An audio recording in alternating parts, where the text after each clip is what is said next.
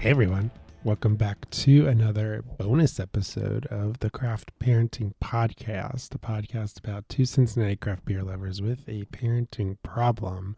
And we are working overtime trying to catch up after our mysterious disappearance last week, which wasn't so mysterious if you've been paying attention. Yeah, I'm very tired. Our house is more messy than usual, but we're slowly getting back to somewhat normal levels of mess in the house as I am able to recover from whatever Lily brought home from preschool. Yeah, so last week we took a mini break. I wouldn't call it a break. Well, from the podcast. It was some unexpected time off. Yeah. So we were out sick. I see which stole our voice, but we are back and our voices are Rough. are recovering. I might sound a little deeper than normal. I for sure do. But we are back with a bonus episode, and we've been planning this one for quite a while. We are going to try 3 varieties of pumpkin beer. And pumpkin beer isn't my jam. It's not, pumpkin in general is not my jam. So it's not that, I just don't like the flavor necessarily. It's not my favorite. But here we are. I'm going to try 3 different varieties. And towards the end of the episode, we will have a special guest who is a very vocal member of the Cincinnati craft beer community. You might call him a local expert in pumpkin beer because that is one of his favorites, if not the favorite. We'll save that interview until towards the end. But first, I am here with my lovely wife and co-host. Did I say that? I honestly don't know at this point. I am Caroline. Struggle bussing so bad. All right, yeah. So Caroline's here, I'm here, and we have adult beverages. So what is this first one that we are trying? So the first one we are drinking is Jack O Pumpkin Ale by Sam Adams Brewing. It is 4.4% ABV and 8 IBUs. And I am so glad that I get to finally super delve into pumpkin beers and pumpkin things, because the last 3 years I have been creating and or feeding people. So it's been hard to justify buying a 6-pack of something that Joe will not drink. So I kind of have missed out on pumpkin everything season, alcohol related. Yeah. So how is it? It's good. It's nice and smooth. It is very smooth. I will give them that. I'm getting some of those traditional pumpkin pie spices. Yes. And I could drink a lot of this. It's not bad. Did you say the ABV and stuff? It's 4.4%. And 8 IBUs. Yeah. Okay. But IBUs are made up and don't matter. It's very smooth. It is golden brown in color. It had a very big head when I poured it, but now that it's sat a while, that head has disappeared. But there are some bubbles on the surface. Yeah. Same with yours. Sam Adams says this is the perfect fall beer. Cinnamon and nutmeg aromas and the ideal balance of seasonal spices with a crisp, Cinnamon and nutmeg aromas and the ideal balance of seasonal spices with a crisp, refreshing finish. Refreshing is hard to say today, apparently. Jack-O Pumpkin Ale pairs perfectly with a move to cooler days and autumn night. I can see how people like pumpkin beers. It definitely does have that spice that pairs well with a cool autumn evening. It is available in 6-packs and their sweater weather variety pack. Oh, nice. I mean, they say sweater weather, but we all know it's pronounced sweater weather. That is the correct pronunciation. Mm-hmm. Especially if you're in Boston. Are they doing a Boston accent or a New York accent in that skit? I have no idea. They all sound very New England to me. I guess, yeah. I don't know if New York is New England, but we'll take it. Yeah, so very smooth, very spicy. It's not in your face though, so I could drink this, and we have a 6-pack of it, so I probably will drink it a little bit at least. However, I don't know that I would, outside of, forcing me to go a little bit outside my realm of what I usually drink. I don't know that I would necessarily spend money on this, like if I was out and about at a bar or whatever, or at the tap room. But I would, but that's just me, and I don't, like I said, I'm not a pumpkin person. I will have my one slice of pumpkin pie, which when I first met you in like 2009, I did not eat pumpkin pie at all. And then slowly over time, I kind of was like, okay, I'll eat it. I almost bought a pumpkin pie on Friday. Like, I was at Meijer. Oh my God. And I was like, ooh, pumpkin pie. But then I'll have to eat a whole pie all by myself. Not recommended. So I guess I won't do that. Yeah, there's just something about pumpkins that I can tolerate it, but I'm not a huge fan. So let's dig into a bit of the history of the pumpkin. It has a interesting history. It does. The beer. Well, and we'll talk about pumpkins first. Oh, okay. So using the resource of many eats, or man eats is another way that you could read this website name. So many eats, they have an article, The History of Pumpkin Beer, from beer of necessity to seasonal staple. And it talks about how basically for a long while, pumpkins were just kind of a last resort crop because they didn't have a ton of flavor, but you could use them in just about anything. So if it was hard times, you could always find pumpkin and put pumpkin something on your table as a way to feed your family. And then they discovered that they could use pumpkin to make beer because it has good sources of fermentable sugars. So colonials would mash and ferment pumpkin pulp and use it in place of grains in traditional beer recipes. Settlers changed the Native American word for pumpkin to pumpkin because originally it was pompion, P-O-M-P-I-O-N. And then Americans being Americans changed it. And so we associate pumpkin pie with Thanksgiving. Yes. But early settlers would not have had flour and butter to be able to make pie crust. So it was basically like pumpkin everything except for pie would have been a thing. So they would make sweet pumpkin dishes by using milk, honey, and spices and just stuffing that stuff in the pumpkin and roasting it over the fire. And you can just eat it directly out of the pumpkin. But early days, pumpkins were mostly used to make tools because their skins are really hard. So you'd use that to make like spoons and forks, spoons and like other kind of cooking utensils. Not necessarily for sustenance, unless you really had to. Oh, gotcha. Oh, this is an interesting thing. Because pumpkin beer was one of the many foods included in an early colonial song titled New England's Annoyances, known as America's first folk song. Oh, yeah, I remember reading this.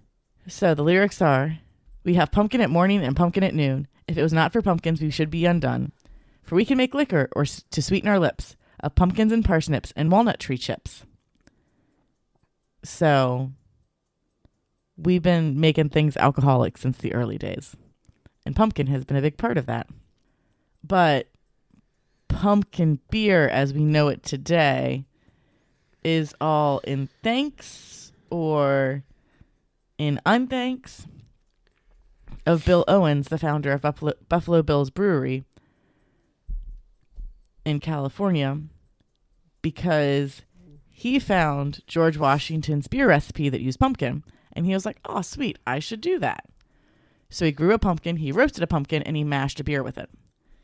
Well, because pumpkin is so full of fermentable sugar, you don't get a lot of the pumpkin taste because the yeast eats up all that pumpkin and poops out alcohol. So you don't end up with pumpkin taste at the end of the beer. So when the beer was done with its fermentation, he drank some and was like, this is not what I thought this was going to be. So he gets the light bulb. What do we put in pumpkin pie? Pumpkin pie spices. let me go to the grocery store, get a little can of pumpkin pie spice, similar to the one that I have in my cupboard, make a nice little coffee pot of pumpkin pie spice flavored water, dump that into my beer, and bam, pumpkin beer was born. Yeah, and it really took off recently. Because of like things like pumpkin spice lattes and stuff. Yeah, so people blame him for that because he brought in pumpkin beer, and then pumpkin beer started to be more of a thing, and then it became pumpkin everything. Yeah. And most pumpkin beers these days don't actually contain pumpkin. They just contain pumpkin pie spice because you don't need the pumpkin to get the flavor that you're looking for. You just need the spices. So it's kind of controversial because it's like, well, is it a pumpkin beer if it doesn't actually contain pumpkins? What are you calling your beer and what are you putting in it? So, does it go into the different types of bases that people decide to use? Because I think the Sam Adams one is an ale. Mm-hmm.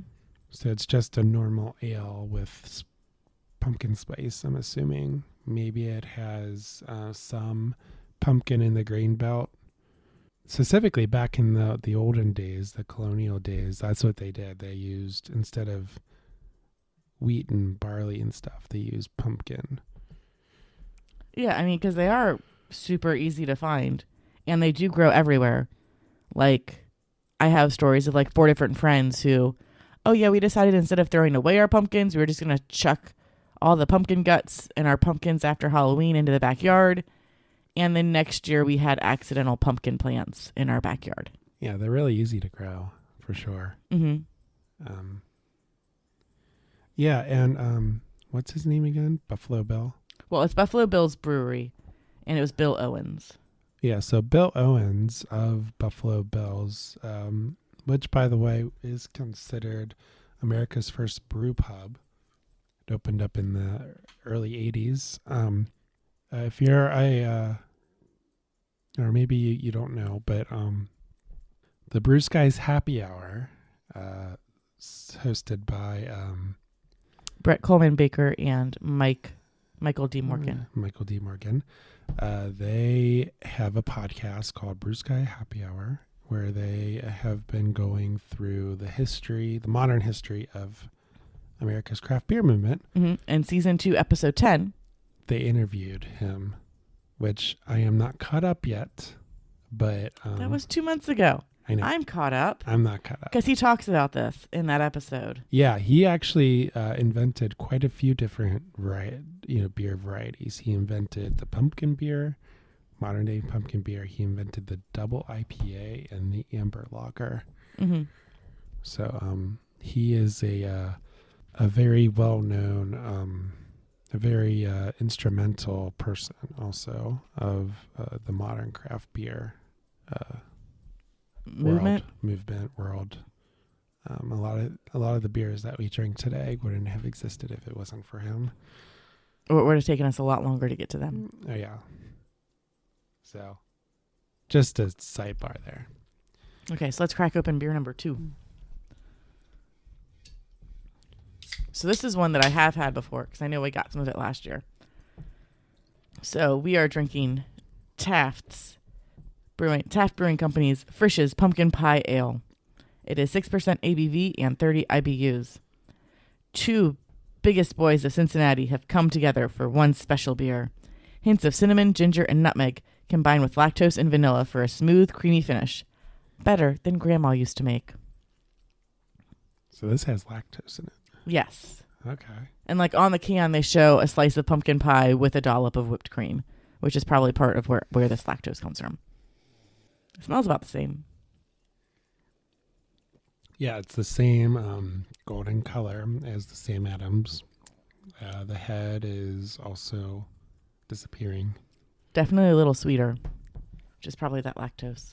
It's smooth and sweet. I don't get a lot of pumpkin. I just get a lot of spices. But again, I'm not an expert in pumpkin spice. One, I don't know if either of these beers are actually brewed with pumpkin, because none of them actually call out pumpkin. They just say, recall memories of freshly baked pumpkin pie. And But the Sam Adams one did taste like pumpkins. Yeah. I forgot that they notched their... I'm looking at the Sam Adams bottle, and I forgot that they notched their bottles with, here's the month that you should enjoy this by. Yeah. Which, if you go into our fridge, we ignore that. Quite frequently. We're sharing these beers, by the way. Yeah, because our last one's going to be a crowler. So we'll have some nice something to sip on while we talk to our special guest. So you were talking about the styles of pumpkin ale that people do. Yeah, like the base. According to Wikipedia, it's a lot of pale ales, wheat beers, porters, and stouts. These are all probably pale ales. I've heard a lot about porters and stouts. And usually that's when they get into more of like the pumpkin pie sweetness kind of realm. Yeah. But I don't think that's any of these. Stouts are a lot more toasty, so I guess you can kind of mimic that the bread crust, the pie crust. Yeah. With the toastiness of the stouts. So the Taft's Fishes, it's not bad. Again, it's not my favorite.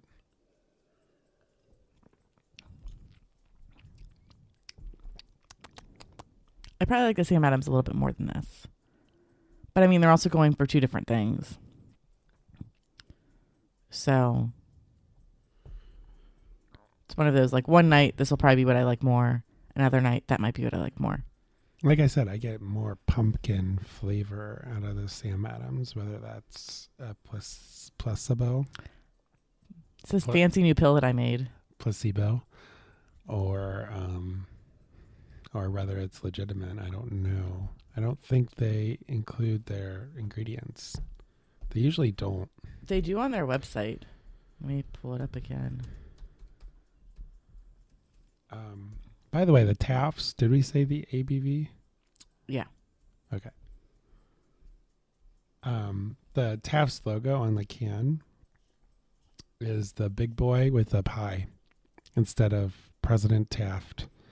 Oh, hey, it is Big Boy holding a pie. Instead of President Taft in the bathtub with a pint. Yeah. It's the big boy, Frisch's big boy in the tub with a pie. I'm a huge fan of their artwork.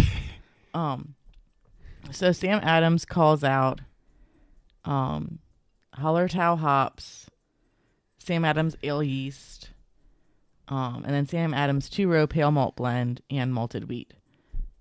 They do not call out pumpkin.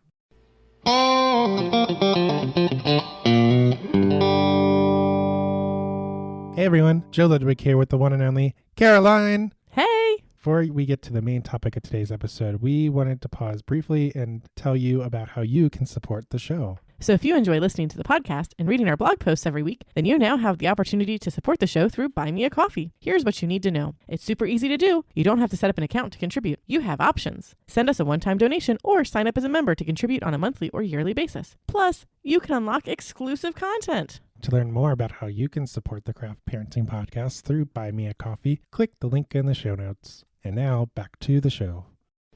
All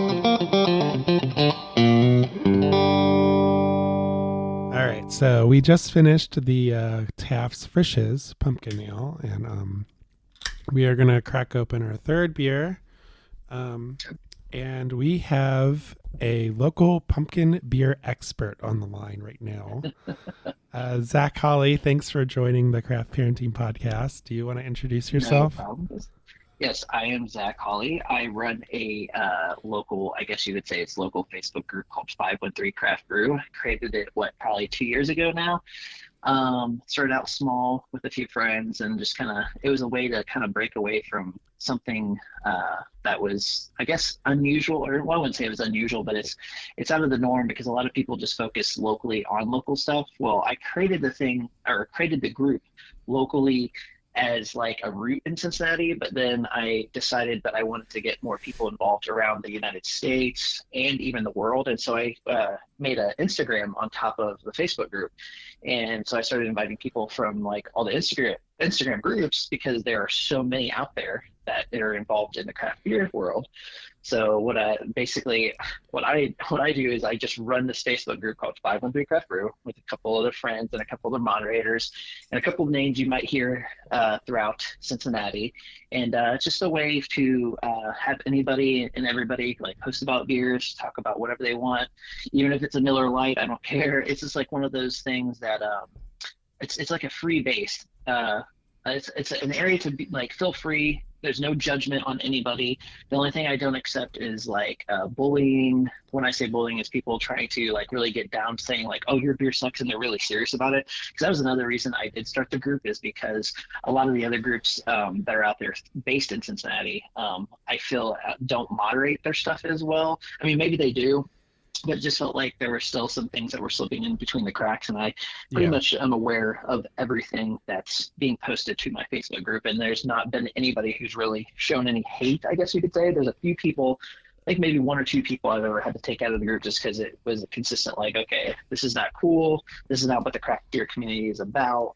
And but other than that, it's I mean, I got people from Wisconsin, I got people from Cincinnati, and the only thing that does suck about running the group from having other people from other places is some people go, "Oh, where'd you get that beer? Where's that at?" They think it's locally, but it's not. That's the only problem we run into. But there's not too many people that run into that. And if anybody ever wants to trade in my group, I'm okay with that. If anybody wants to like buy or meet up with each other, that's okay too. But I just usually, when I have people do that, I say, hey, message that person personally, or use like code names so that Facebook doesn't shut the group down, because I've known people in past who have actually been shut down through Facebook. Like they're like, oh man, I was saying that I was selling something, because it's technically a no-no that you can't do that, but people still do it. It's out there. It's been happening for probably years now in the craft beer community, where people are sending beer to other people. If it's either buying beer from each other, or they, as they say, muling beer, or they just send you some care packages, which I've had, being in the craft beer world now, probably, I want to say almost 10 years, maybe a little less than that.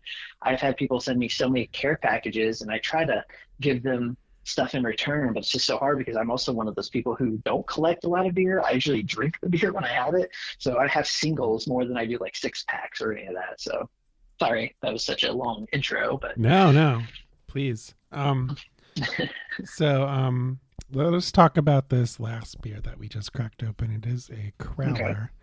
Okay. It is not from Cincinnati, so I don't know if you've had this one. I'm going to say you probably haven't. Yeah, it's kind of a niche brewery. It's called Old Capitol Brewing. It's based in Chillicothe, Ohio. Does not sound familiar. Yeah, they're very, very small. Chillicothe is probably 45 minutes south of Columbus. Thereabouts, yes. Okay. Okay. That's it cool. is the first and third capital. Yes. First and third capital of Ohio. Zanesville was the second capital of Ohio because they wanted to make some politician happy, so he would pass some bill. And Columbus was built to be with the purpose of being the capital of Ohio. So that's why so that's why the brewery's called Old Capitol, I guess. They're a small brewery that we discovered. They're based in Chillicothe, and we are drinking their Salem, which is their pumpkin ale. Okay. It is 5.9% ABV, and their description is, "It's that time of year again. The air is turning crisp, and what better way to celebrate than with a pint at Old Capitol Brewing? Our newest brew, Salem, is just what you're looking for. It features notes of roasted pumpkin, cinnamon, and spice, all wrapped up in a nice, light, easy-to-drink package. Come on in and get in the autumn spirit with us today." Oh man, if that doesn't make you feel like fall time, I don't know what does. I mean, that's a great intro right there. I mean, that's a beer that I would pick up right away just because of the description of it. And I mean, I could drink pumpkin beer all year round. Some people don't like to do that, but that's definitely an intro that I'd be like, okay, I want this. I want to try this. So, well, and as we what talked is your guys' about, thoughts on it? I mean, Oh, sorry, I didn't mean to. Well, I was going to say real quick, as we talked about earlier, but you weren't here for that. Pumpkin beer used to be very prolific in the United States, like all year round. If we don't have the regular ingredients to make beer, we're going to use pumpkin. And then that just kind of all died off. when wheat and barley were a lot easier to find. Yeah. Okay, what happened to that? That's what my Well, thought is. when you brew with the trouble is when you brew with pumpkin, the yeast eats up all the sugar and you don't get any of the flavor of the pumpkin. So yeah, we just talked about the history of the pumpkin beer, the modern history. Oh, that's cool. And really, what makes a pumpkin beer these days is they might put pumpkin in the grain belt, but really what makes it is the spices, like the pumpkin spices. That's Pumpkin pie spices. Pumpkin pie spices. That's where you get, that's where you get the pumpkin flavor. You know, that's what I thought, because if you taste most of these pumpkin beers, they do have that spice, and it's usually a nutmeg or it's what is it, cinnamon, whatever the spice might be. Nutmeg, cinnamon, is it all? I closed out all my things. Well, I'm sorry. Anyway. Well, no, you're fine. But Zach, I'm trying to look at it. I've been a Debbie Downer this episode about all these beers. And this is the first beer that I actually get roasted pumpkin out of. So I am down for roast. Actually, this is actually probably my favorite out of the three. So what was the first one you guys started with? We started with Sam Adams Jacko. Okay, Jacko. See, I was very impressed with that. I didn't have this year's, but the year I was a prior big to that, fan. it was very good for what it is. That was a close second for sure. And then the Frisch's pumpkin pie. It's very smooth. It's good. Sure. But again, pumpkin is not my favorite thing. Even at Thanksgiving, I don't really do pumpkin pie. Like I might have a little slice here or there, but it's not like my favorite thing, to eat. Not even pumpkin pie when it comes to almost Thanksgiving now? The first year that I had Thanksgiving with Joe's families, we went to 2 different Thanksgiving events with at least 20 people at each Thanksgiving event. And out of all of the pies there was one pumpkin pie that whole day. Yeah. And I was like, what even is this? I am going to die. Yeah, we were really big on the cherry pie and apple pie. Yeah. But Every kind of not pie pumpkin. except for pumpkin you can find. And I'm like, no, I need my pumpkin pie. Yes, pumpkin pie is my jam. Like, I do like the apple, like the cherry, blueberry, but when it especially comes to Thanksgiving, this guy's gonna go for the pumpkin pie with a little bit of whipped cream on top, or whatever it may be. What's that? What's a ready whip? I don't know, whatever it's called. But Cool Whip, put that on top. Yeah. Cool Whip. Yes, thank you. That's what. Yeah, I was I mean thinking. Stuff that's is delicious. mandatory for sure. But yeah, so over the years, I've, I might have a slice. Okay. So you'll have a sliver. You'll be like, just a little bit. Just a little bit. Yeah, it's not my favorite. It's just the flavor. I don't like it. That's my personal preference. So Zach, you love pumpkin pie, and you are Pumpkin beer fanatic. Yeah, that's an accurate thing to say. So what makes pumpkin? Really am. What makes pumpkin beer your favorite? And out of all the flavors and varieties of beer, I don't know necessarily. I would say it's my absolute favorite, but like the thing about pumpkin beer is one of those like staple. If you had a and it'd be in my top 10. I think one of the reasons I like is it always reminds me of that time of the year that I absolutely love, which is fall/Halloween, even though Halloween is now over. But like it's that time where it kind of gears me up for that. And then even in July, like when I was having pumpkin beers, like because I know some people are like, oh my God, it started in July because they call that seasonal creep, I guess you could say. But but at the I to be honest, I don't really forget where I actually started drinking a lot of the pumpkin ales, but I think it was just one of those things where there's so many of them where I'm like, okay, I'm going to start every year. I think it's usually July is when they start around. Every year for the last maybe 5 years, I'm like, okay, I want to try every pumpkin beer that I can. And on top of that, I want to try a new one each year. And every year I have been able to try a new one. Due to the fact that Ohio's so good at distroing new things. I mean, we're spoiled as a city itself, or Cincinnati is, to getting so many new beers that come in, especially through like all the distributors and awesome people like Standard Beer or like Bread Out Standard Beer. I'm going to give a shout out to him. You got people who do like pumpkin beers that are local, which is my, I don't know if I told you my favorite local beer. I know I'm kind of going off subject for the pumpkin is Dan out of Swine City makes a wonderful pumpkin ale. And the thing about is he makes actual pumpkin beer. He always gave me this. Am I allowed to cuss on this, by the way? We'll bleep you out, but you can say whatever you want. Yeah, go ahead. Okay, well, I will not cut because on the podcast you can say whatever, so I will not cuss. But basically, Dan out of Swan City makes an awesome beer out there, and he's one of the ones who have been giving me crap about this, about how it's like, oh, all these beers are all pumpkin and spices, but we actually add pumpkin to ours. I don't know the process of the mash or how it is in existence, but there's a lot of the breweries that still use actual pumpkin in their beer. So, I mean, getting off subject again, I don't know. I think it was just like, it reminds me of my favorite time of the year. And then when I started drinking it more, I was the pumpkin beer. So I was like, okay, I got to try this one. I got to try this one. I got to try this one. And then it just became a thing each year. And then now I'm to the point where it's like, oh my God, pumpkin could be a year-round beer for me because I don't know. I guess it's just the style that I like, because my all-time favorite style is stouts or bourbon barrel stouts, because I'm always the guy who will say, hey, I can drink a stout all year round. Some people have all these seasonal things and gaps, but pumpkin would probably fall right behind there. I think it's just the flavor, the spices. I'm a big fan of like cinnamon, so I like that. And I like just the pumpkin. I mean, it does suck that some of these aren't artificially pumpkin flavored, as you would say, but when you get a pumpkin beer that's like actual, like made with pumpkin, you can kind of taste that too. And it's funny that you guys had mentioned earlier that it used to be an all year round thing. Is I believe I was listening to the podcast that what is his name? Is it Brett, right? Oh, your Urban Artifact. Yeah. So Bruce. Yeah.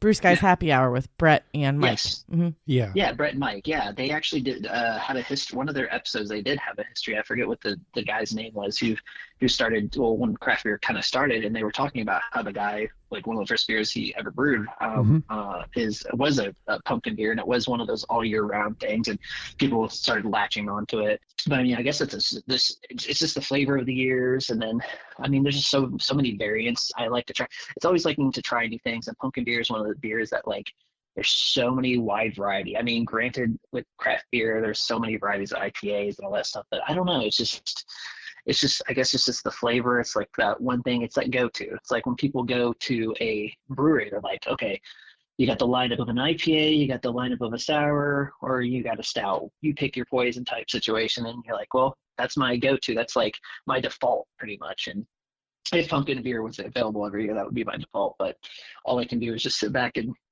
let things age. Like I said, I was aging this pumpkin this year, because I don't know how long it'll be around, but I'm sure it'll be around for another couple months. But apparently with the Southern Tier pumpkin is you can actually age it. Yeah. Actually, I think it says up to a couple Best Buy 2024, or 7/19/24 is what it says on the bottle. So you can actually age some of them for a long time. So I can let this sit if I can't see it on the shelves, but some of these have just become so popular. I actually saw Southern Tier's pumpkin at Walmart the other day. I was like, oh wow, Walmart's actually even carrying this too. Yeah, the Walmart that was local next to me, because it used to be, I don't know. I mean, I'm using this as an example just because pumpkin is my favorite of all time. I'm trying to think of like a secondary, but it's just always pumpkin is the one I'm looking for. That or Warlock, because those are both by Southern Tier. Warlock's more the stout, the pumpkin stout.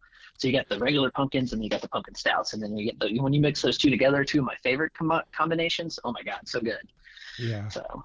Yeah, I was just saying earlier that we were going through the different, the bases that people use, and I think that typically I drink the base is typically pale ale. I think that's typically that's what Sam Adams probably uses as their base. That's what Frisch's uses. Actually, that's what the Taft's Frisch's, and then all three of these tonight were probably the pale ale base versus the stout base. And I could see, a stout with pumpkin. I could see that being pretty good. I don't think I've ever had that though. You never had the Warlock before by then? No, I don't think I've had any stout. Joe has had pumpkin. like 5 pumpkin beers in his life, and 3 of them are today. Oh wow, you know what? Maybe next year, maybe we need to find a time for the group. Like if all you guys, since you guys are in the 513 group too, maybe we can Mhm. just like have a pumpkin bash or something, and get all these beers together, and then we'll even invite Gnarly Gnome, even though he's all like, oh, pumpkin beer's just okay. I mean, I know he's like, I forget. I think he's more, oh, he's an Oktoberfest guy because that's the thing. Pumpkin ales and Oktoberfest kind of come around that same time of year.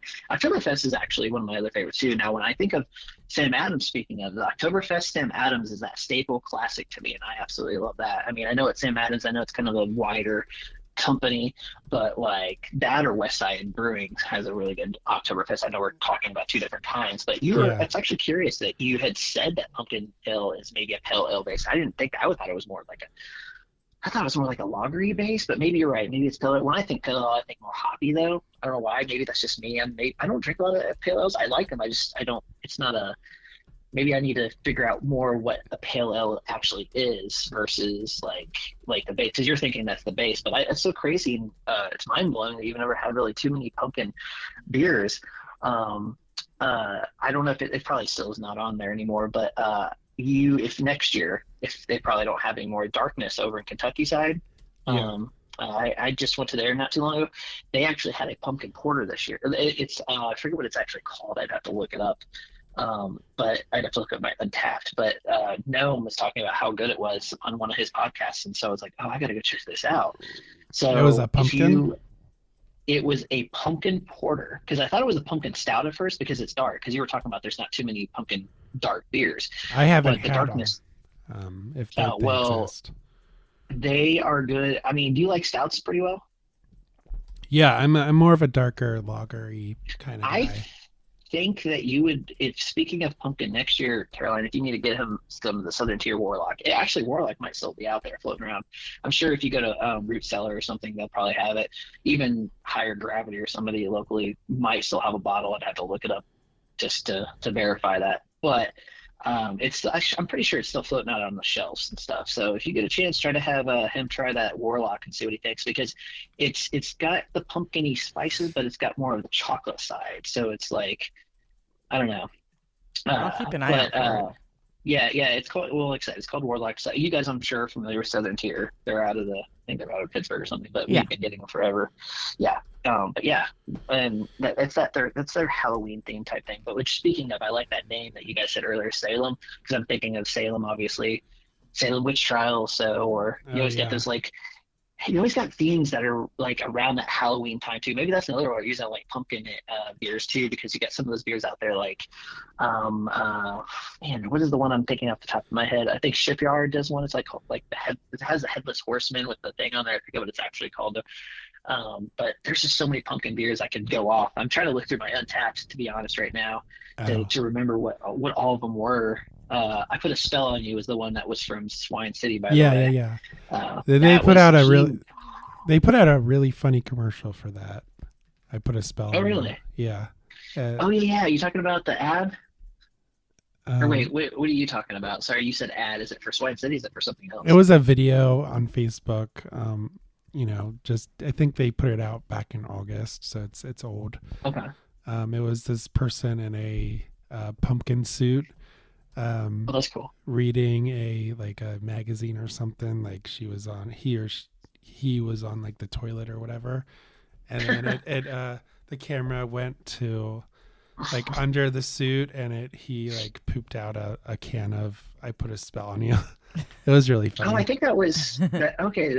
I think that was Swine City, wasn't it? Because I think it was Swine City. Yeah, okay. Yeah, that's what I thought. Sure. Okay, yes, I did see that. Yes, I think that was the first time I've seen Dan do that. When I see about Dan is the owner, by the way, of Swine City. If no one knows who Dan is, then Elburn. I forgot how to pronounce his last name, but super cool guy. Yeah, I've chatted with him quite a little he's bit. One of the world's nicest guys. Also in our group too, as well. He also will give you any kind of info, and he does all things naturally. He's one of those places that are microbrewery that do such good beer, because I don't think he's got a big repertoire. Or when I first heard about him, it wasn't a brewery that everybody talked about, but it's one of those ones that everybody respects him so much, and then the beer is really good there too. I mean, I enjoy the beer there. Yeah, I have always enjoyed the beer there. We went there for the first time in July, and then we ended up. Oh yeah, that's right. You guys just went there. Mm-hmm. And we ended up going there for my brother's bachelor party as well. Oh my god, that's Am I awesome. allowed to be here for this conversation? No, that was the last. Was there something that happened? It was the last. No, nothing happened. The joke is that, like, because it was a bachelor party, I'm not supposed to know anything that happened, and he's not supposed to know anything that happened while I was at the bachelorette party. Yeah. So, back to the pumpkin beer. When would you say pumpkin season is for you? I mean, you said you could technically drink it all year round, but when? I stand by that. Like, literally, the moment that I find out through the post, which is also another great thing for the 513 Craft Brew Group, is people post random stuff that they pop up and see at a shop or somewhere, or a bottle shop. The moment I start seeing those pop out, or if I see an ad on Facebook about, like, hey, our pumpkin beer's out, like, I try to find that as soon as I can. I think the first one that always pops up every year so far that I've noticed is the Dogfish Head. And they're usually the first ones to get pumpkin beers, like their pumpkin ale that comes in every year. And the only reason I know that is because I'm usually always messaging like somebody like Arrow Wine and Spirits out in Mason, like, which is another shout out to them, or somebody like Bread Out Standard Beer, which I gotta talk to people I know who are gonna carry the beer. And then I usually like to get, like I said, singles. So I usually find people who are like, hey, yeah, we got these, we broke them up or something in this area. I was like, okay, I'm gonna go get like one of each of that. And usually that's like the root cellar is a big place to go. I like to go to get stuff like that. Or but yeah, it would just, it's probably July, but if I had it my way, it would start literally from January all the way to December and continue that the rotation. I feel like it should be a staple beer that sits out on the shelf. Like, maybe somebody makes a beer that's stable enough to sit out there. I mean, well, like I just said right now, Pumpkin is telling me I can drink this up until 2024. So I mean, it's doable. So yeah. Would you say so? You would drink it? Would you drink it in July, or would you just buy it in July? I did. Yeah.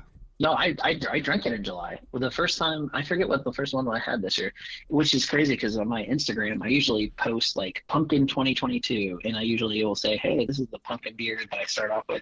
I have to go back to see what I had. I'm literally looking through Untapped, by the way. This is still talking about pumpkin beer, but it's a little off subject. I was going to tell you, there's another one I was trying to tell you about stouts. Well, this was one from, are you familiar with Evil Twin Brewing out of New York? Yes. Yes, Evil Twin is probably another one of my favorite breweries that have like really cool long names. Well, this one's called Can I Get a Pumpkin Spice Cappuccino Topped with Cookies and Cream? That was really good. And it was actually a pumpkin spice with cookies, Oreo crumbles in it. And that was one of their beers. I'm just kind of going through my. I swear to God, it was. That's funny. That was really good. Yeah, that was the first time that popped up this year. That wasn't one of those ones that I saw last year. Looks like I'm gonna go. Do you guys care if I go through some of the pumpkin beers that I had this year? Oh, please. No, you're all good. Yeah. Okay, let's see here. I had a pumpkin ale from Dogfish Head, which that was a little later. I did start off early this year. Spooky Tooth was another favorite of mine. I will tell you that's by Fatheads Brewing. Spooky Tooth is one of those ones where it's like I think it's like 8% or something like that. So it's like one of those ones that doesn't even taste like it's high ABV, but then you start drinking on it, like it's not even boozy at all. But then you're like, oh, I just drank something that was like 7 to 8%. Well, it does say Spooky Tooth Imperial Pumpkin Ale. So if you put an Imperial, I found out, in most beers, that usually means there's a higher ABV, which is the best because I love higher ABVs. Yeah. Let's see here. Going through all of my pumpkin stuff, I should go actually on my Instagram to see what I all posted this year. Actually, that's what I'm going to do right now, if you guys don't mind, since we're talking about pumpkin beers. I'm just going to go through some of the great ones that I had, trying to give you guys good conversation here. I'm not trying to steal a show, I promise. No, please tell us all about your pumpkin adventures. Okay, well, here's more pumpkin adventures. It looks like my first one this year was Outer Belt Brewing, which I forget what, they're in Ohio, and Outer Belt it's called Pumpkin the Breaks. So it's like spelled like pump, like you're pumping something, and then kid, like the pumpkin. Oh, that's funny. There, the breaks. And I so love the punny titles. Yes, that's what I love about pumpkin ales too, is their punny titles. And that was one from Outer Belt, which is those guys are really cool. They actually sent me some free stuff, or some stuff in the mail. It was like a pint glass, some imperial stouts. He hooked me up. The owner hooked me up with a lot of cool stuff there at that one. I'm just missing him. Oh yes, and of course Matry is finally doing their pumpkin. I had one of those this year. That was always that's a favorite of mine. I don't know. I guess I used to. There was at one point where they stopped making it, and then they brought it out again. I think it was last I year remember they started that. making it again. Yeah, so Because I missed it sad. when I was not pregnant. Mhm. And then they brought it back when I was pregnant. And I was like, no, why did you do this to me? yeah, so pumpkin beer in Exactly. Cincinnati, the demand seemed to go down, and then people. Oh yes. And then the next year, people stopped making it, or they didn't necessarily make enough, and then the demand went back up, and now everyone's making it again. And I think that's what it is because, well, the only way you could get pumpkin was, which is so, because pumpkin was supposed to be in the can pumpkin, right? Mhm. But they only had it on tap the year they stopped selling it cans. And it was like, okay, this is not as, I mean, it's still good, but you had to go to Bad Tree to get it on tap, and it was only for some little. But then that was, I think, last year, the year prior to, or whatever, 2 years ago, they started bringing it back out cans again, which I was like, oh, sweet, they're finally bringing it back again. Let's see. This was a pretty decent one. It was Thirsty Dog. Again, I'm not for sure. I don't know where all these are out of, what towns or cities, but Thirsty Dog is probably a familiar name. They usually do one of my favorite holidays since we're getting ready to approach the holidays. They got I think it's like 12 Dogs at Christmas or something like that. I believe they're in That's- Akron. Is that right? I don't might be. know. Maybe. that sounds about I will right. Google. I will be Julia. Okay. Yeah, so you can Google that up because Akron. Well, they also do one. Yes, they are. Akron. I love art. Okay, cool. Well, Thirsty Dog is one of my favorites. I had an Imperial Pumpkin Ale this year that was aged in bourbon barrels because there's two versions. There's the Imperial Pumpkin Ale, but this one was the bourbon barrel. But the only thing I remember not getting much of is, I mean, there was bourbon on it. You know, you can get the heavy flavor sometimes here and there. Mhm. It wasn't as heavy as I would have liked it to be because I'm a big person. I'm a big barrel aged beer guy. So like, I'm a sucker for all that stuff. Yeah, And it looks like they those are reshared- they expensive reshared it too. too. The Actually, bourbon. I will tell you what. So This one was not as bad. This was about $5 or $6. I think. Oh, wow. Okay. I'm just thinking this is a single. This is not me. Like I told you guys, I buy a lot of singles. yeah. Some people don't like to do it. They're like, oh, I like to buy 6-packs. But I think for a six, or for just a single of this, it was like $5 or $6. It wasn't that bad. Like, I get what you're saying. Some beers can get that. That's another thing. The reason I think I like pumpkin beers a lot is they're not as expensive as some of the other Imperial beers. This is probably my second favorite. This is what I meant to mention to you guys. So, Shuffley, I believe it's what it's called. Shuffley out of St. Louis, Missouri. They have one called Pumpkin Ale, and it used to be. This is also another one of the stories where they had it here. I think Jungle Gym. Well, the picture that I have right now is at Jungle Gyms because they had it on tap and I had to get it. But they had the beer. Here at one point in Ohio, then they took it away. You could only get it on the Kentucky side, which if you went to the party source, you could get it, which is fine. You just had to go over the border. But then the last couple of years, they brought it back again to Ohio in distro, which is kind of weird. But I always called it the wrong thing. I used to call it Shuffly or something. I was told I think it's pronounced Shuffly. But Shuffly Pumpkin Ale was that's my second favorite. I forgot about that. It's really both in the bottle and on tap. They're both really good. Okay. We also got Pumpkin, which I already talked about. I'm not going to go into that.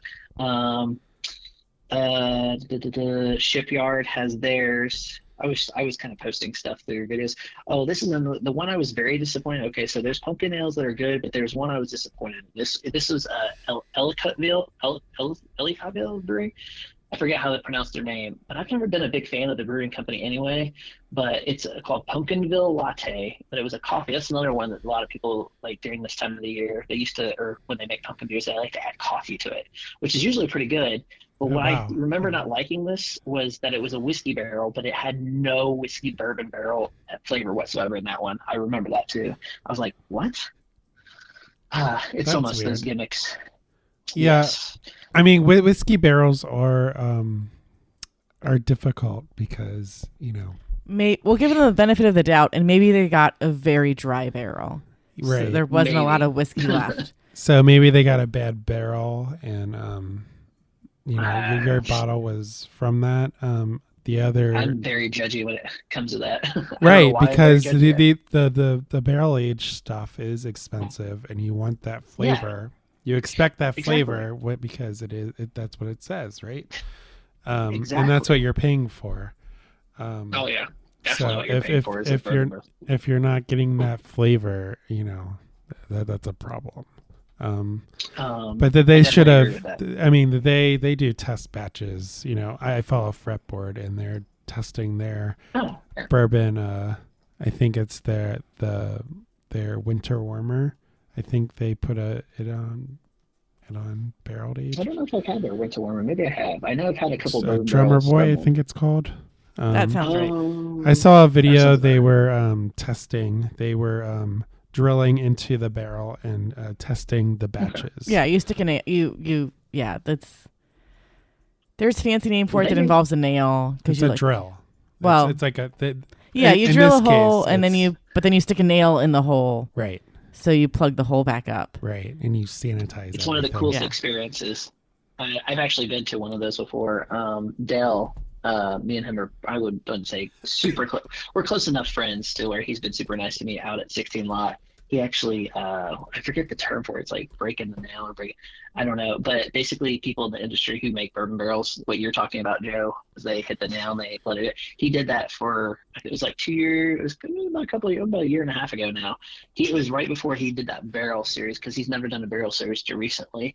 And he took that nail out and let the people, a part of the group, a 513 group that we all met there at 16 Lot, and he did the experience only for us and is explaining what's going to happen with it. He had like maybe 3 barrels. It was in a like, looks like an abandoned like shop area that was right next to his area. I think he was going to buy it out. I don't know if he was ever going to do that, but he's got a new location getting ready to happen to come over in Kentucky anyway.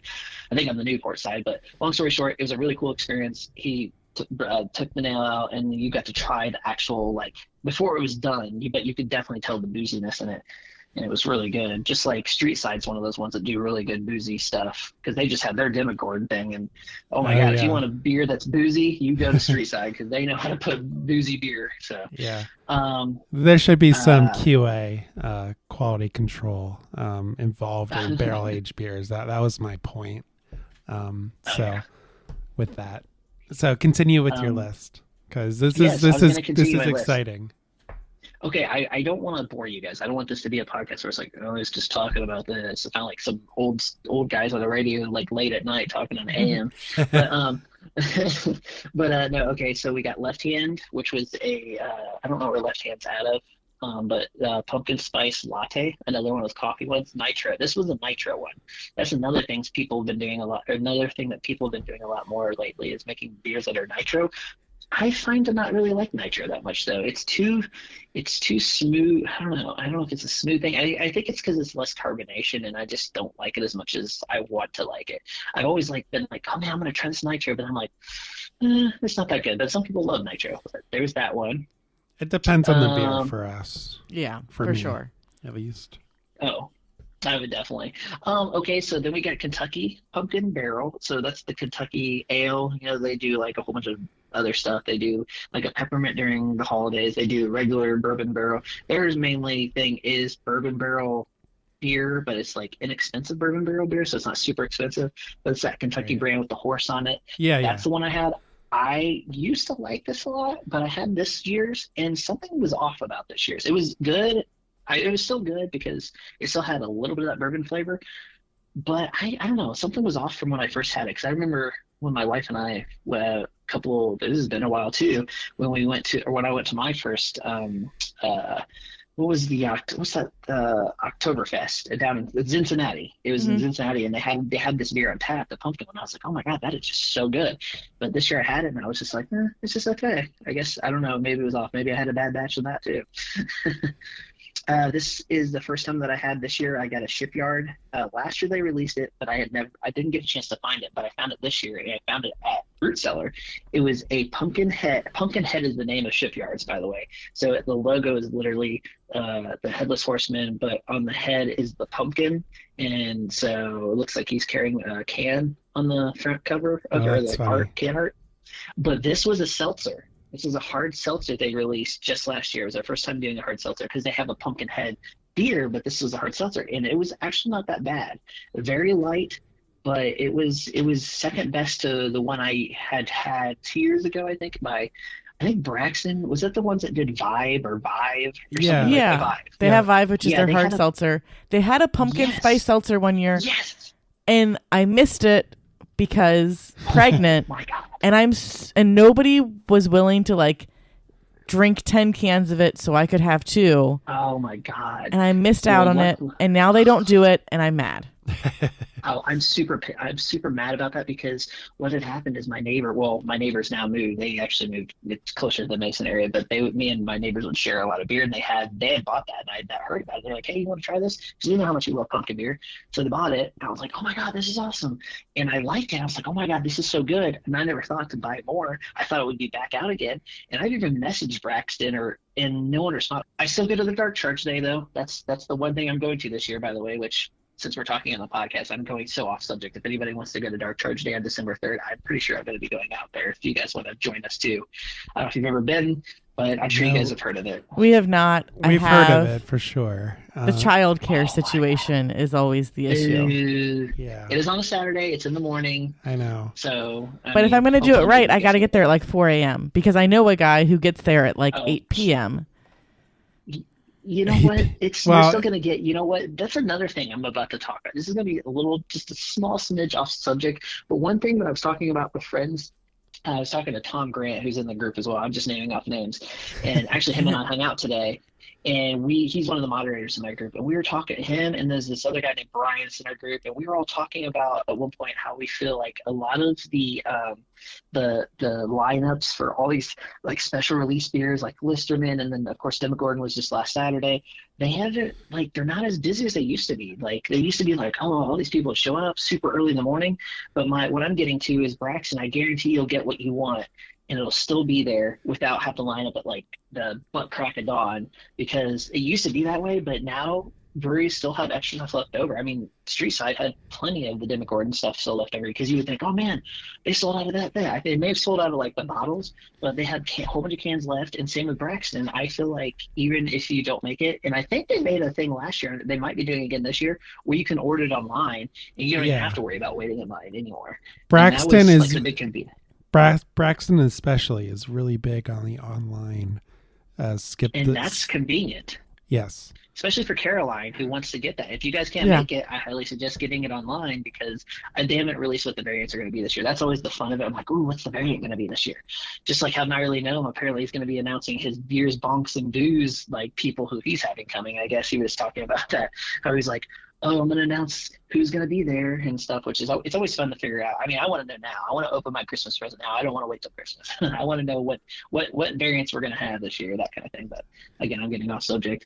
Well, our beer fridge is very full though, so we don't have any room. You know and then we did the beer vent calendar, so you know, I always wanted it. I did that one year. My wife got me one when before we had our little one, and that was one Christmas present one year, but that was the only time she ever did it. I tried to get her to do it again, but she's like, that's just too expensive. She's not a big craft beer fan. I'm not like you, Caroline. I wish she was more into drinking craft beer. She drinks a little bit, like here and there, like sips of things. Like, hey, try this. We just went to Third Eye Brewing the other day, because she had last weekend, because she had some friends that were there, and she'll go to that one and Sonder, the two breweries that she's been to me with, and she's also been to 16 Lot with me. Those are the only breweries she's ever been with me to. Rheingeist, but that was a long time ago. That was when we first started dating. That's how I got into craft beers, because she took me on a date when we were dating at one point to Rheingeist, and I didn't know what craft beer was at the time. And I tried. I was like, "Oh, this is good."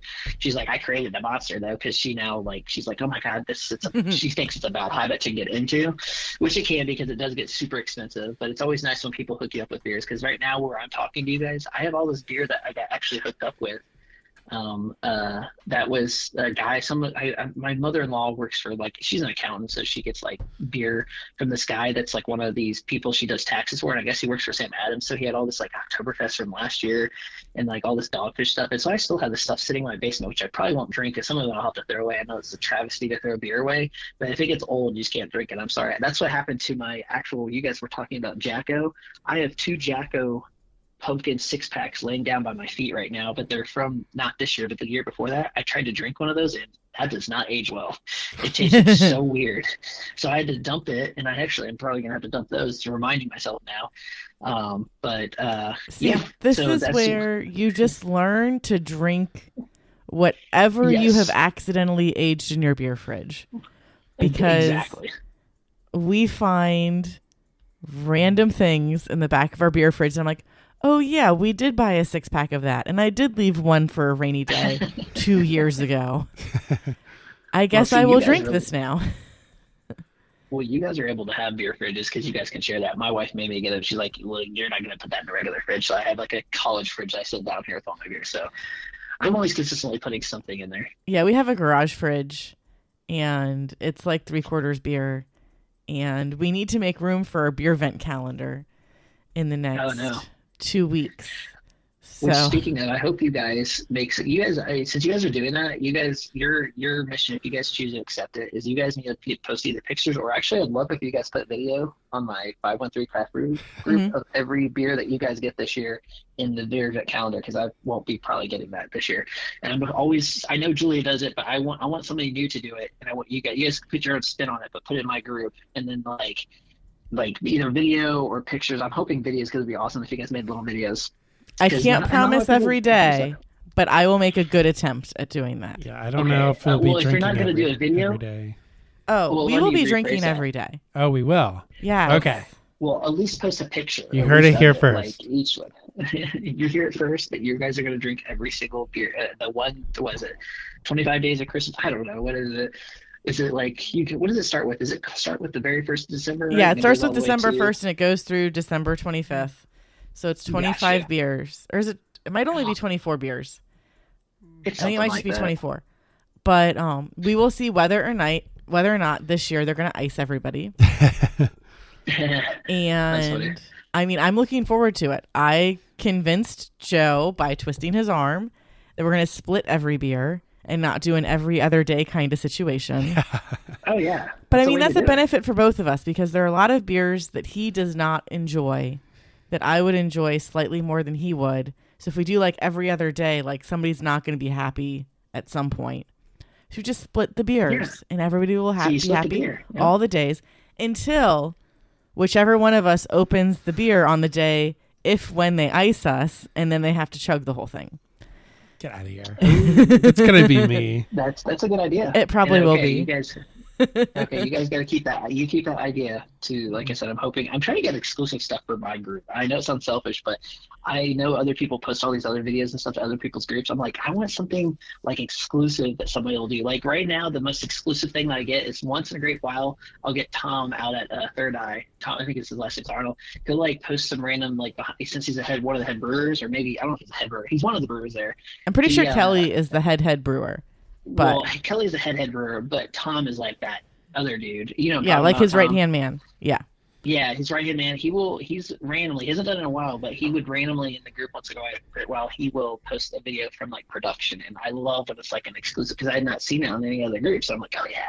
And then I think Brett, like even from Urban Artifact, I was looking, and I'm not trying to be too snoopy, but I don't even think he's a part of too many beer groups on Facebook except for mine. Maybe he is not super involved in the beer scene. But he does get very giddy when the founders of craft beer get super pissed at his beer style of choice. So. Oh, yeah. I think it's awesome, and I let him free. Right, like if he was testing up a storm or doing whatever it is in the group, I think it would be just hilarious. I'm like, I'd let you go. I can't wait to meet him. One of these days I'm going to meet him. I've always wanted to meet him. I heard he's a really cool guy, but I also heard he's pissed off a lot of people before too. He has a mouth. He has some controversial opinions, and he's not afraid to say them, is my understanding. And that's how you know what? I respect that, because I'm partly that way myself in a way, and not all the time, but if I get to that, I will voice my opinion. And that's why another reason I want to meet him, because didn't he have like some controversy over Twitter one time, something about kids running around at breweries? Yeah, and now he has a kid, so good luck with that. And that's what we all have in common, by the way. For anyone who's listening to this podcast, I'm a new parent. So even though you guys have 2 kids now? Yes. Yep. So like I only have one. My wife has talked about a second one. I was like, oh, let's do the first one first. And I can't wait till she starts talking. She's actually 8 months now. Mm-hmm. But once she starts wait, talking, she oh won't no, stop. she's not 8 months yet. On the 9th, she'll be 8 months. Okay, so it's coming up. She'll be 8 months. But yeah, she's already trying to walk on her own. She's crawling a lot. She's already trying to stand up. We have her at daycare, and when we're at work, well, mom works from home now. I mean, it wasn't because of COVID. It's just the way her job is set up because she's like big. She's in the speech pathology and all that stuff. Mhm. And I myself work for a pharmaceutical place in McKesson out in Mason and stuff. So that's why I'm out in Mason. If sometimes I'm like, oh, I'm randomly meeting somebody or whatever it may be. But anyway, but yeah, it's a journey to with having kids or having kids in general. I don't know, you guys know more than I do because Yeah. I have It's definitely a journey. It's being flexible I mean, trust me. and not bringing a pack and play to a brewery. That's the big Oh thing. yeah, That was like that years was- ago, but it's still like I will still keep bringing that up just because it was hilarious. Oh my Well, hey, goodness. you do you. Yeah. Oh my goodness, these servers stared at me all weird because I set up this playpen for my kids in the patio area of Mad Tree, and I don't understand why they did that. And I'm like, you seriously brought a pack and play to a brewery? I'm not Right. that kind of special. Like, you're not going to get any sympathy here, lady.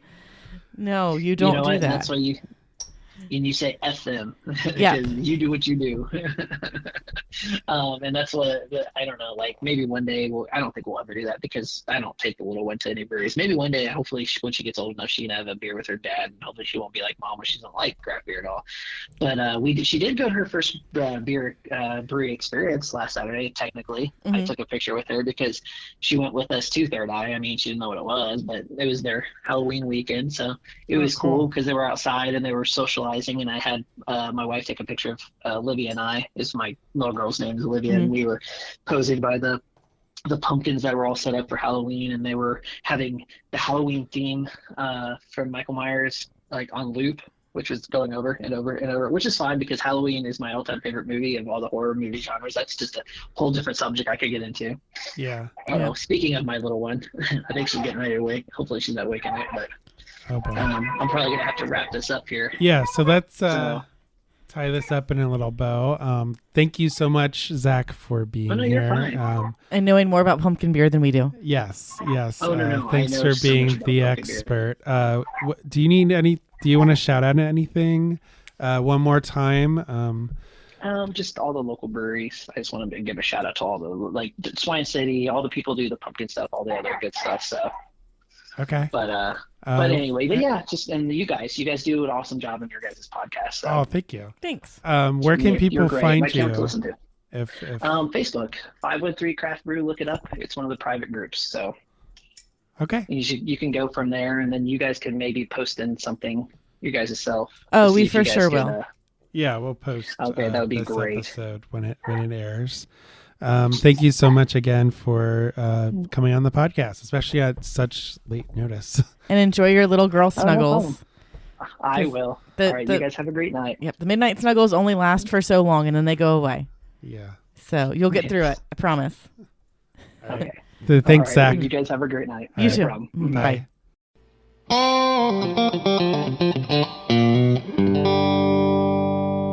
Thank you, Zach, for joining us. That was a lot of fun. I learned a lot about pumpkin beer today. And All the there's lots of tangents. thwas that I need to look for on shelves.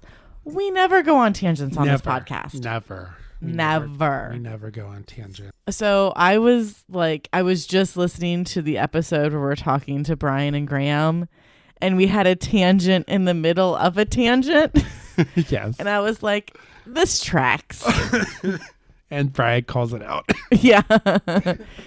Well, I mean, I might have some kind of undiagnosed ADHD, to which Joe says might. You probably I try to be better about sticking pins in conversations of, okay, I know we hit a tangent, but there's this point that we need to get back to at some point. And usually we end up getting back to it. Sometimes we don't. Yeah. Sometimes we move on. Yeah. But we appreciate Zach Holley for joining us and calling in because, he's a good guy. Mm-hmm. He runs the 513 Craft Beer Group on Facebook. If you want to check that out, it's a private group. You will have to answer We want to make sure you're not a robot. Yes. So there's some kind of it's answer the questions. It's a laid back group. You asked to join, and I think there are some questions or whatever, making sure you're not a robot. Mm-hmm. But, and all these beers were really good. I mean, Old Capitol Brewing is a tiny brewery that you're probably going to have a hard time finding any beers from them unless if you go to their tap room in Chillicothe. I don't think they distribute. I don't think they do either. It was extremely small. And you have to specify, like, and this beer is holding up extremely well because it is currently November 5th. This was canned on October 8th. And in a crowler. And it was a weird crowler because I forgot that Chillicothe has a Dora, or I didn't know that Chillicothe had a Dora, because I said I wanted to buy some to-go beers, and she poured us 2 Dora beers, and I was like, oh, I meant crowlers. Oh, so then she poured the Dora beers into the crowlers and topped up the crowlers. I forgot she did that. We got 2 crowlers, and the first crowler was mildly flat. This crowler held up really well. So yeah, now that Doras are more of a thing, you have to specify what flavor of to-go beer you want. As far as like, not just beer flavor, but like a Dora beer or a crowler or a growler or what kind of to-go-ness you would like. Because Doras are awesome. Yeah, I would say that out of all of them, I could really taste the pumpkin out of Sam Adams a little bit, like a very little. It was a hint of pumpkin, but really the Old Capitol Salem was really in your face toasted pumpkin with the spices. Yeah, for sure. So as far, and I don't know that I would, make that my go-to beer from them, but it wasn't bad. Like I prefer, the lagers, the dark beer. Yeah. So I wouldn't take that as a criticism, but Zach, he just listed off a bunch of beers for us to try. So we'll see if we can find them around town, or maybe next year when pumpkin season comes back, we will go and try them out. Mm-hmm. I know a lot of good ones to look for now, either coming up on clearance on the shelves this year or early next year.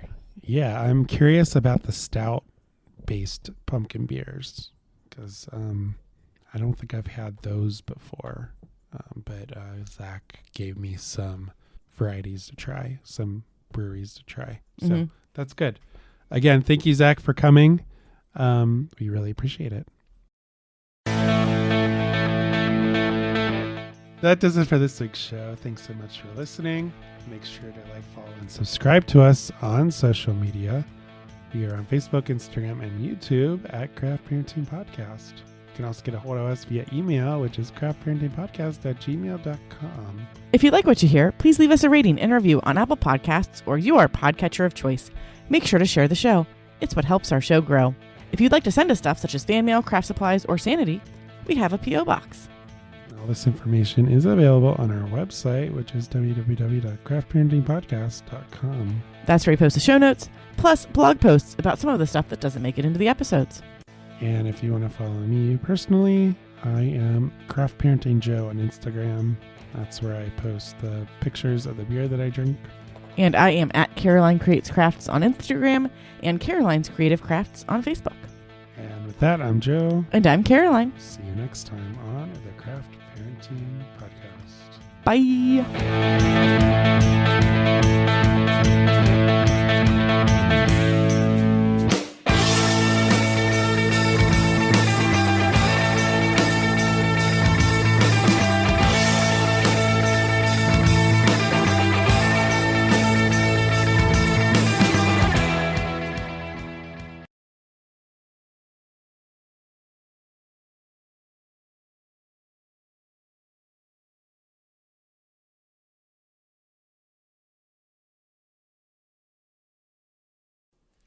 Oh, I was like, what's that mysterious ticking noise?